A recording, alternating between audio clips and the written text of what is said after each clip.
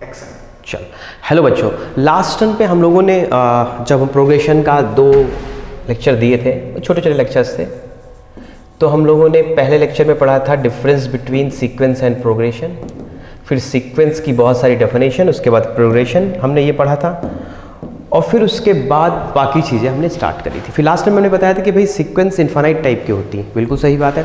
तो अगर sequence infinite type की है तो प्रोग्रेशन क्या होता था, सीक्वेंस का सम, यानी सीक्वेंस भी हमारे इन्फानाइट टाइप के, प्रोग्रेशन भी हमारे इन्फानाइट टाइप के होंगे। ठीक है, उनमें से हम कुछ कुछ पढ़ते थे जिनको हमने लिखा था यार। पहला था एपी, अरिथमेटिक प्रोग्रेशन, जिसकी पहचान करना हमने डिस्कस किया था उस दिन। इसकी पहचान हमने डिस्कस किया था, इसका पहचान पत्र देखा था हमने कि कैसे इसके पहचान को हम देखते हैं, कैसे इसके आधार कार्ड को हम देखेंगे, कैसे पता करेंगे कि ये एपी है। ठीक, करेक्ट। तो हमने ये चीज़ देखी थी लास्ट टाइम पे। ठीक, अब दूसरी भी बताया था मैंने आपको, ज्योमेट्रिक प्रोग्रेशन। ठीक, तीसरा हमने किया था भाई हार्मोनिक प्रोग्रेशन, चौथा हमने किया था इनका मिक्स्ड, एजीपी, अरिथमेटिको ज्योमेट्रिक प्रोग्रेशन। इतनी प्रोग्रेशन की बात हमने करी थी, जिसमें हमने एपी को पहचानना सीख लिया था। ठीक, मैंने बताया था कि एपी में 2 तरीके से पहचान सकते हो, तो टर्म्स को लिख दिया जाए, या फिर टर्म्स को अगर नहीं लिखना चाहते हो तो आप जनरल टर्म लिख दो, बस बात कर, आप जनरल टर्म लिख दो, जनरल टर्म से आंसर निकाल लो।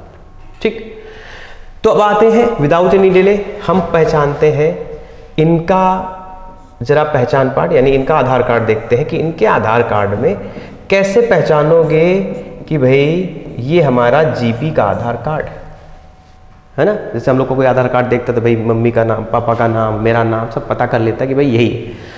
उसी तरह हम कैसे पता करें कि कोई चीज़ जीपी है। ठीक, चलो तो देखते हैं, हम लोग जीपी पे आते हैं। तो जीपी पहचानने का जो तरीका है, अगर कोई भी सीक्वेंस बेटा या कोई प्रोग्रेशन ज्योमेट्रिक प्रोग्रेशन में है तो उसकी कुछ बातें होती हैं। बातें क्या होती हैं, अगर हमारे पास कोई एक टर्म लिखा है A1, लेट्स से कोई एक प्रोग्रेशन दिया है A2, A3, और उसका जनरल टर्म दिया है, लास्ट टर्म दिया है A, लेट्स से ये एक हमारे पास प्रोग्रेशन थी। अब हमें पता करना है कि यार ये प्रोग्रेशन जीपी में है कि नहीं है, तो हमें कुछ नहीं करना, बड़ा आसान सा। ठीक, मैंने उस दिन बताया था कि यार जब ऐसा लिख, अच्छा ये SN भी होगा, ये भी बताया था, लास्ट टाइम में डिस्कस किया था, sum up to n terms. तो ये जो पहला है बेटा, ये हमारा फर्स्ट टर्म है, जीपी का फर्स्ट टर्म है, मतलब कि पहले नंबर पे आया है। ये जीपी का दूसरा टर्म है, सेकेंड टर्म है, ऐसे ही हम बोलते जाएंगे। अच्छा, इसको क्या बोलेंगे, क्योंकि n पे डिपेंड कर रहा है, मतलब ये n, ये nth नंबर पे आया है, इसलिए इसको बोलेंगे nth टर्म, कि भाई जीपी का ये nth टर्म है। ठीक, ये चीज़ हम लोग यहाँ देख सकते हैं। अब अगर यहाँ पे ये चीज़ दी हुई है, ठीक, तो जीपी कैसे पहचानोगे, तो बड़ा आसान, जीपी का जो डेफिनेशन वो ये कहता है बेटा, A2 बाई A1, यानी आगे वाले टर्म को जस्ट पहले वाले से डिवाइड करो, A3 upon A2, A4 upon A3, ये जितने भी निकालोगे ये आएंगे कांस्टेंट। और याद रखना, इस कांस्टेंट का नाम होता है कॉमन रेशियो। नाम से ही पता चल रहा है, कॉमन रेशियो, ये एक रेशियो है। ठीक, एपी में कॉमन डिफरेंस हुआ करता था, टर्म्स का डिफरेंस हुआ करता था, यहां पे कॉमन रेशियो है। तो आपको जब भी जीपी दी जाए, आप इस मेथड से आप अप्लाई करिए। ठीक, एक तरीका ये है। दूसरा तरीका ये है, अगर आपको जनरल टर्म दिया है, मतलब an दिया है, जनरल टर्म के टर्म्स में दिया है, an दिया है, तो आप कुछ मत करिए, an अगर दिया तो an अपॉन कोई भी अगर nth टर्म है तो जस्ट उसके जो पहला टर्म होगा जनरल, वो होगा n-1, तो बात खत्म, an-1 करिए। ठीक,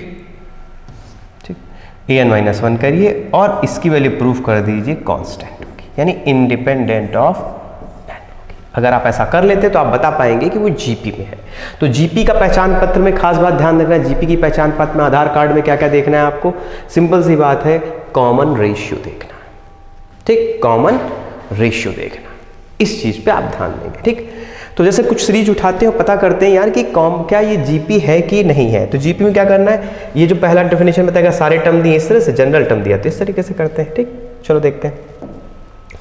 तो आगे बढ़ते हैं और देखते हैं, जैसे फॉर एग्जांपल किसी ने क्वेश्चन नंबर 1 दिया हमें कि यार मुझे बताओ क्या ये जीपी में है, लेट से दिया उसने 3, 9, 27, 81, ऐसे करते करते उसके टर्म्स जा रहे हैं सीरीज के। तो हम कुछ नहीं करेंगे, हम इससे इसको डिवाइड करेंगे 9/3, देखो 3 आ रहा है, फिर 27/9, जस्ट पहले वाले को डिवाइड करो, ये भी 3 आ रहा है, फिर इसको इससे डिवाइड करो 81/27, ये भी 3, यानी सारे 3 आ रहे हैं। तो हम बोलेंगे यार ये जीपी है और इसका कॉमन रेशियो 3 है, बस बात कर, ये एक जीपी है और इसका कॉमन रेशियो 3 है, हम सिंपल सी बात बोलेंगे, ठीक, करेक्ट। चलो भाई क्वेश्चन नंबर 2, क्वेश्चन नंबर 2 बड़े आसान से क्वेश्चन है। जैसे हमने लिया 1/2 - 1/4 + 1/8 - 1/16, किसी ने कहा क्या ये जीपी है, क्या ये जीपी है, चेक करते हैं। तो हमारा वही काम है, पहले हम डिवाइड करेंगे, देखो -1/4 अपॉन 1/2, यानी मैंने इससे इसको डिवाइड किया, देख लो सारे लोग। तो इसको जब डिवाइड करोगे तो ये आ जाएगा हमारे पास -1/4, ये 2 ऊपर चला जाएगा, 1 नीचे, ठीक, तो यहाँ से 1/2, तो आंसर आएगा -1/2, ठीक। अच्छा तुमने देखा है यहाँ पे r एक पॉजिटिव था, ठीक, चेक करना। फिर 1/8 अपॉन -1/4, अगर देखो तो ये -4/8 हो जाएगा, ये -1/2, सेम आ रहे हैं, देखो मैंने इससे इसको डिवाइड किया, अब इससे इसको डिवाइड कर दो, -1/16 अपॉन 1/8, जब ये करोगे तो आएगा -8/16 आएगा, यानी -1/2, करेक्ट। तो यहाँ से -1/2 आ गया, तो यहाँ पे कुछ सोचने की जरूरत नहीं, तो हमें पास समझ में आ गया कि भाई -1/2 आ गया यहाँ पे आंसर। तो ये भी एक जीपी है, ये भी एक जीपी है, और कॉमन रेशियो यहाँ पे है निगेटिव, यानी -1/2। अच्छा एक चीज़ समझ में आया कि कॉमन रेशियो पॉजिटिव भी हो सकता है, निगेटिव। अभी बच्चों एक बात पूछेंगे कॉमन रेशियो क्या नहीं हो सकता है, अभी आपको बताना होगा कि यार किसी भी उसमें कॉमन रेशियो क्या नहीं हो सकता है, ठीक। चलो देखते हैं। तो यहाँ पर क्वेश्चन नंबर 2 हमने देखा, तो बड़े आसानी से हम लोग यहाँ पे क्वेश्चन कर सकते थे, ठीक है ना। चलो भाई, तो जीपी का पहचानने का तरीका हमारे पास ये समझ में आया कि जीपी में कॉमन रेशियो से होता है, ठीक। अब क्वेश्चन नंबर 3 उठाते हैं। किसी ने आपको क्वेश्चन दिया, यार मुझे बताओ an बराबर 3 की पावर 2n अपॉन 5 का पावर n है, क्या ये जीपी में है कि नहीं। अब देखो दो तरीके हो सकते थे, या तो आप टर्म्स लिखो, इसके पहले a1 निकालो, a2 निकालो, n की वैल्यू रखते चले जाओ, फिर चेक करो कि जीपी में है कि नहीं, एक तरीका ये। पर दूसरा तरीका ये मैंने आपको बताया था, जब an दिया हो तो आप कुछ मत करिए, आप an upon an-1 in general निकाल लीजिए, an अपॉन n-1 जनरल निकाल लीजिए। तो जब आप an अपॉन n-1 जनरल निकालेंगे तो आपको ध्यान देना होगा कि यहाँ पर अगर कोई पूछता है कि an से an-1 निकालो, तो ये बात हमने बताई थी लास्ट लेक्चर पे, n की वैल्यू n-1 रख दो, यानी यहाँ पे हो जाएगा 3 टाइम, जहाँ n है वहाँ n-1, ये हो जाएगा, करेक्ट। अब ये हमारे पास ये चीज़ आ गई, यानी an अपॉन an-1 अगर मुझे करना है तो देखो यहाँ से आ जाएगा बेटा 3 की पावर 2n अपॉन 5 की पावर n अपॉन 3 की पावर 2 टाइम्स n-1 अपॉन 5 का पावर n-1। ये इन दोनों को an को डिवाइड कर दिया मैंने, ठीक। देख लो जब डिवाइड कर दिया तो देखो दिमाग लगाओ, ये आएगा 3 की पावर 2n मल्टीप्लाइड बाई, ये हमारा ऊपर चला जाएगा मल्टीप्लाई बाई, ये दोनों, ठीक। तो आएगा यहाँ 5 का पावर n-1 अपॉन 3 की पावर 2n-2, इसको 2n-2 से मल्टीप्लाई करके लिख सकते हैं, और इंटू 5 की पावर n, ठीक। अब देखो 3 की पावर, अगर ये देखो इतना मुझे पता है a की पावर x अपॉन a की पावर y, ये होता है हमारे पास a की पावर x माइनस वाई, तो वही लगाने जा रहे हैं। 3 की पावर 2n है और नीचे वाला पावर ऊपर माइनस हो जाएगा, -2n-2 इंटू 5 की पावर, देखो अगर तुम देखो तो n-1 चाहे ऊपर ले जाओ चाहे नीचे, एक से एक को घटा दो, यहाँ पे बड़े वाले से छोटे घटा दिया करो। n बड़ा है, n-1 नीचे वो है, तो आप नीचे ले आओ उसको, नीचे घटाओ उसको, एक ही बात है, ठीक, कोई इशू नहीं, आप ऊपर ही कर लो, कोई दिक्कत नहीं तो कन्फ्यूजन लगेगा ये हो क्या रहा है। तो 5 की पावर n-1 और माइनस नीचे वाली चीज़, तो देखो यहाँ पे क्या हो जाएगा बेटा, 3 की पावर 2n माइनस 2n और प्लस 2 और 5 की पावर n-1, ये कैंसिल आउट इधर हो गया, ये इधर हो गया, तो आंसर आ गया 3 स्क्वायर 5 की पावर -1, यानी देखो अगर दिमाग 3 स्क्वायर 9 होता है, 9/5, एक कांस्टेंट क्वांटिटी आई, देख लो सारे लोग, एक कांस्टेंट क्वांटिटी आई, ठीक है ना, एक कांस्टेंट क्वांटिटी आई है, ठीक है। तो अगर ये कांस्टेंट क्वांटिटी आई है, ठीक, तो इसका मतलब अगर जब भी कांस्टेंट क्वांटिटी आएगी इसका मतलब ये जीपी में है, आप पे डिपेंड नहीं कर, ठीक। तो क्वेश्चन नंबर 3 ये था जिसमें हम लोग को क्या करना था, an/an-1 निकाल रहे थे हम लोग, ठीक। चलो भाई एक क्वेश्चन इस पे और करते हैं, फिर आगे हम लोग बढ़ते हैं, ठीक। तो भाई यहाँ से हमारे पास ये बात समझ में आ गई। अब जैसे क्वेश्चन नंबर 4 कोई दे हमें कि यार बताओ क्या ये जीपी है, an उसने दे दिया है 5 की पावर 3n 2 की पावर n अपॉन 3 की पावर n-1, लेट से उसने दे दिया, मैंने पूछा मुझे बताओ क्या ये जीपी में है, ठीक, चेक करते हैं। तो क्योंकि हर अलग अलग टर्म लिखने से कोई फायदा नहीं, मैंने बताया 2 तरीके हो सकते हैं, a1 a2 निकालो, है ना, a1 a2, है ना, ठीक। अच्छा जैसे कोई बोले a1 निकालो तो आप कुछ मत करो, n की वैल्यू इसमें 1 रख दो, जैसे 5 का पावर 3 × 1 इंटू 2 का पावर 1 अपॉन 3 की पावर 1-1, यानी आ गया 5 की पावर 3 इंटू 2 अपॉन 3 का पावर 0, ये हो गया 555 125 टू ट्वाइस 50 अपॉन 1, यानी ट्वाइस 50। तो इवन ऐसे तुम इसके सारे टर्म्स निकाल सकते हो, फिर उनको चेक करो जीपी में के, बट उससे बढ़िया तरीका है क्योंकि it is given in general, तो आप बस ये डेफिनेशन अप्लाई करो, an/an-1 शुड बी कांस्टेंट। अगर ये प्रूफ कर देते हो तो you will get to know कि तुम्हारा ये जीपी में है। बड़ा अच्छा है, बड़ा सिंपल है कॉन्सेप्ट्स, आप आराम से करते जाओ और साथ साथ लिखते जाओ। सबसे बढ़िया बात है जब लेक्चर चले आप लोगों का तो लेक्चर को साथ में लिखते हुए जाओ, इसीलिए मैं पीपीटी की बजाय जो थ्योरी है उसको मैं लिखता हुआ जा रहा हूँ, ताकि आप लोग भी लिखते रहिए, तो लिखने में आप ज़्यादा सीख पाएंगे। तो आप नोट्स बनाते जाइए, सब लोग नोट्स बनाते जाइए, जहाँ पे मेन पॉइंट्स उनको अंडरलाइन भी करते जाइए, बॉक्स में बंद करते जाइए, ताकि आगे चल के आपके काम आए, ठीक। तो स्टार्ट करते हैं। तो an/an-1 बात खत्म। an हमारे पास क्या होगा बेटा, 5 की पावर 3n जो कि दिया हुआ है इंटू 2 की पावर n अपॉन 3 की पावर n-1 अपॉन, अब an-1 क्या होगा, फिर से वही चीज, जहां n था वहां n-1 रख दोगे तो यू विल गेट an-1।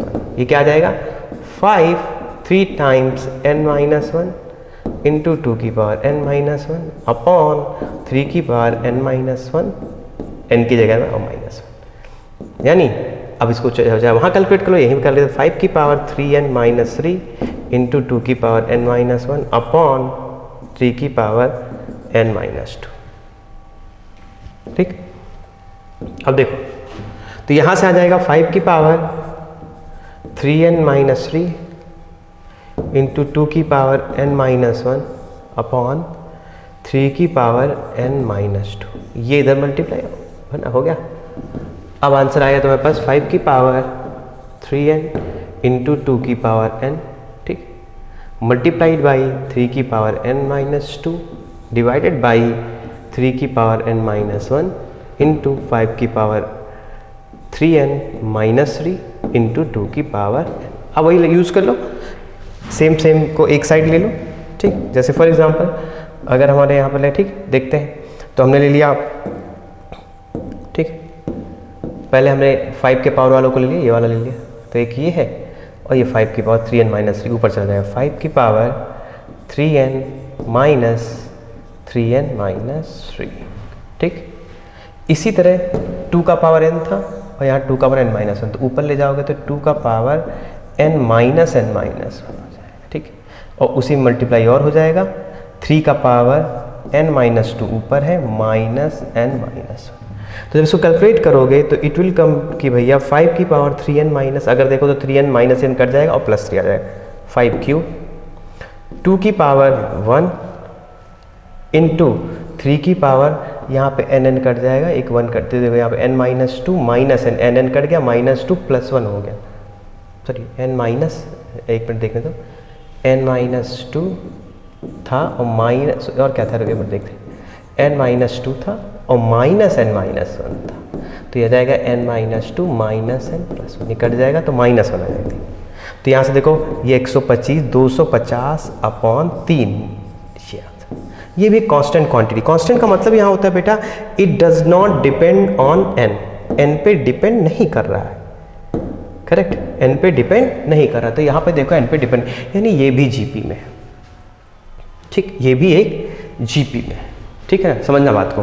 तो ये हमें समझ में आया कि भाई ये भी एक क्वांटिटी है जो हमारे पास जीपी में, ठीक। क्वेश्चन नंबर 5 उठाते हैं, हमें चेक करना है, किसने क्वेश्चन दिया यार ये जीपी में है कि नहीं, 3n × 2 की पावर 2n, किसी ने हमसे पूछा क्या ये जीपी में है, तो बस basic definition an/an minus 1, an है हमारे पास 3n, 2 की पावर 2n है, अपॉन, अब जहाँ n था वहाँ n माइनस 1 रख दिया, हो गया, 3 कैंसल आउट हो गया, ऊपर n था 2 की power 2n upon n minus 1 2 की पावर 2n माइनस 2, यहाँ पे आ गया n/n माइनस 1 मल्टीप्लाइड बाई 2 की power 2n minus 2n minus 2, यानी यहाँ से आ गया n/n माइनस 1 इंटू 2 की पावर 2, यानी आएगा 4n/n minus 1। It is not constant, not constant. अब ये कांस्टेंट नहीं है बेटा, देखो ध्यान से, कांस्टेंट नहीं है क्योंकि ये खुद जो रेशियो है it depends on n, her n के लिए अलग अलग रेशियो आ रहा है, तो ये कांस्टेंट है नहीं, तो ये कांस्टेंट नहीं तो हम बोलेंगे this is not in GP. तो यहाँ से एक पहचानने का योग तरीका चला कि ये जीपी में नहीं, समझ में आया, बड़ा आसान। तो पहले हमने ईपी पहचाना देखा था, अभी हम देख रहे हैं कि भाई जीपी क्या होगी, और जीपी को पहचानना भी हमें आने लगा, बड़ा आसान सा है, बहुत कुछ कॉन्सेप्ट बहुत ज़्यादा नहीं है, बहुत लेंथी नहीं है, बस स्किल समझते हुए जाना, ठीक, आप समझिए और करते जाइए, ठीक है ना, साथ में आपको लिखते हुए जाना, जितने क्वेश्चन कराए जाए उनको उसी हिसाब से यहाँ पे करते हुए जाना, ठीक। जैसे फॉर एग्जांपल मैं कभी क्वेश्चन दूं कि भाई ये जीपी में है कि नहीं, तो पहले एक बार रिकॉर्डिंग को पॉज कर दो, मतलब वीडियो पॉज कर दो, एक बार करने की कोशिश करो, फिर उसके बाद आगे बढ़ते हुए चले जाओ। ऐसे पढ़ोगे तो लेक्चर की फील आएगी और बढ़िया कर पाओगे, क्योंकि अपनी कॉपी में जब लिखते रहोगे ना तो मज़ा आएगा आपको और क्वेश्चन करने में बढ़िया लगेगा, ठीक। तो यहाँ से हमारे पास ये चीज़ समझ में आ गई, ठीक। चलो भाई आगे बढ़ते।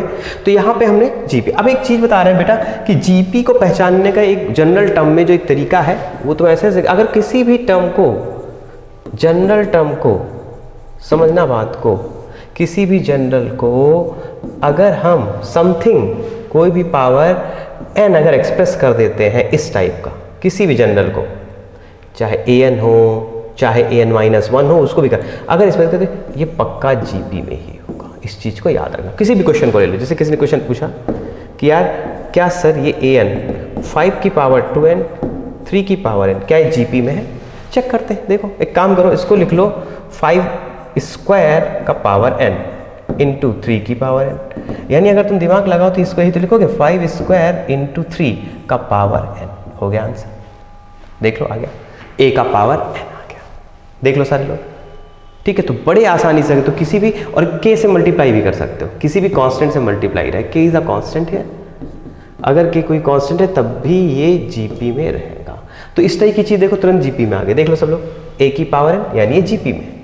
अगर हमें कोई बोलता है यार an हमने दिया है तुम्हें √3 की पावर n 7 की पावर 3n अपॉन 2 की पावर n इंटू 5, अगर कोई बोलता है क्या ये जीपी में है, देख लो सब लोग, तो कुछ मत करो, सिंपल, अगर आप इसको इस तरीके से एक्सप्रेस कर सकते हो तो जीपी में आ जाएगा। अब वो रेशियो निकालने की जरूरत नहीं, आपको पता चल गया, देखो कैसे, एक काम करो, इसको लिख सकते हो √3 का पावर n, इसको लिख सकते हो 7 क्यूब का पावर n अपॉन 2 की पावर n इंटू 5, देख लो सारे।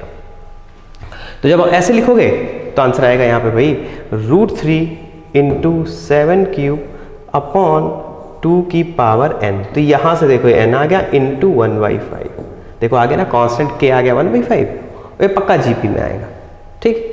तो अगर किसी भी चीज़ को या किसी भी टर्म को एक्सप्रेस कर सकते हो, या an-1 को भी एक्सप्रेस कर दो अगर ऐसे, तब भी कोई दिक्कत नहीं, को भी ऐसे एक्सप्रेस कर सकते हो, देखना उससे भी आ जाएगा। या नहीं समझ में आ रहा तो पहले an-1 को an कर लो, an बना लो उसको और सॉल्व कर डालो, ठीक। अगर an-1 दिया ये भी कर सकते हैं, ठीक। तो इन लॉजिकली हम लोग ये कर सकते हैं, ठीक। सबको समझ में आ गया, ठीक।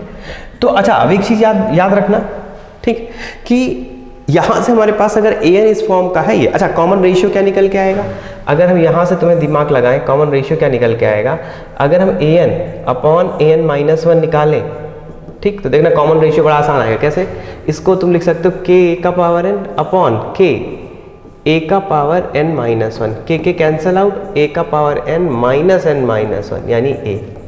कॉमन रेशियो ये होगा जिसका पावर लगा है, यही कॉमन रेशियो। यानी अगर कोई पूछे इसका कॉमन रेशियो ये, इसका कॉमन रेशियो ये क्वांटिटी, बड़ा आसान कॉमन रेशियो तुरंत आप निकाल सकते हो, ठीक है, कि ये कॉमन रेशियो होगा, ठीक है ना। तो यहाँ से हमारे पास ये समझ में आया कि भाई जनरल टर्म कैसे होते हैं, ठीक है ना। तो जनरल टर्म के बेस पे कैसे कर सकते हैं इधर, और कैसे जीपी पहचानेंगे। जीपी दो टर्म, या तो आप टर्म खोल के लिख दो सारे, या फिर आप an/an-1, ठीक। अब एक चीज़ और बताना चाहेंगे कि अगर कभी भी आपको किसी भी क्वेश्चन में दिया हो an-1, राइट, और पूछा जाए जीपी है कि नहीं, तो तुम दिमाग लगाओ, इन जनरल कुछ मत करो, an-1 से जस्ट पहले कौन सा टर्म आएगा, an-2, बस ये निकाल लो, इनका रेशियो कांस्टेंट प्रूफ कर दो। एक ही बात हुई भाई, an-1 अगर हम यहाँ पे लिखें a1 a2 a3, तो an-1 भी एक जनरल टर्म है। तो an- देखो तुम याद करना, an-3 आएगा, फिर एक n-2 आएगा, an-1 आएगा और an आएगा। तो चाहे आप इसका रेशियो निकालो या इसका रेशियो निकालो या इसका रेशियो निकालो, सेम ही चीज़, तो वहाँ से सेम ही चीज़ आंसर आएगा। तो हमें इस चीज़ को ध्यान देना है कि कैसे हम क्वेश्चन करना चाहते हैं, ठीक है ना। तो यहाँ से हमें जीपी को पहचानना आना चाहिए। बड़े आसान सा है कि हम जीपी कैसे पहचानें, ये बहुत पूछा जाता है, याद रखना। कई बार क्वेश्चन के सहारे या क्वेश्चन पे दिया होगा और वो बोलेगा नहीं कि जीपी है, बट ऐसी एक रिलेशनशिप दे देगा और आपसे फिर आपको बताना होगा, आपको उसी प्रोसेस से सॉल्व करना होगा। तो आपको पता होना चाहिए जीपी है कि नहीं। जीपी का बेसिक डेफिनेशन आपको आना चाहिए, सभी लोगों को जीपी का बेसिक डेफिनेशन आपको आना चाहिए। तो देखो यहाँ पे हम लोग क्वेश्चन लिख रहे थे, है ना, सारे क्वेश्चन हम लोग करने लगे, ठीक है ना। तो अब हमारे पास जीपी की पहचान पत्र आ गई है, यानी जीपी का आधार कार्ड हमारे हाथ में है। तो अभी तक हमने एपी और जीपी का आधार कार्ड अपने हाथ में ले रखा है, मैं इनको पहचान लूंगा, बस इनका कार्ड हम देखेंगे, आधार कार्ड, और पहचान जाएंगे कि भैया ये एपी है या जीपी हैं। दो चीज़ों को हमने पहचानना सीख लिया, इनका आधार कार्ड हमारे हाथ में है, ठीक। अब मैं समझ जाऊंगा कि क्या है कैसा आंसर, ठीक। चलो, तो इसके बाद पहचानना है, पहचान पत्र हम किसका देखेंगे, हम लोग देखेंगे harmonic progression. Harmonic progression, harmonic progression, यानी इसको शॉर्टकट में भी बोलते हैं बेटा एचपी। शॉर्टकट में बोलते हैं क्या, एचपी बोलते हैं। समझना मेरी बात को, इसको शॉर्टकट में हम लोग एचपी बोलते हैं, हार्मोनिक प्रोग्रेशन बोलते हैं, ठीक। चलो भाई, तो हार्मोनिक प्रोग्रेशन क्या है, इसकी डेफिनेशन क्या है, तो बड़ी आसान सी डेफिनेशन है बेटा। ये क्या कहती है, अगर a1 a2 a3 dash dash dash an अगर ये HP में है, मतलब ये हार्मोनिक प्रोग्रेशन है, तो इसका मतलब यही होता है कि इनका उल्टा 1/a1 1/a2 1/a3 dash dash dash 1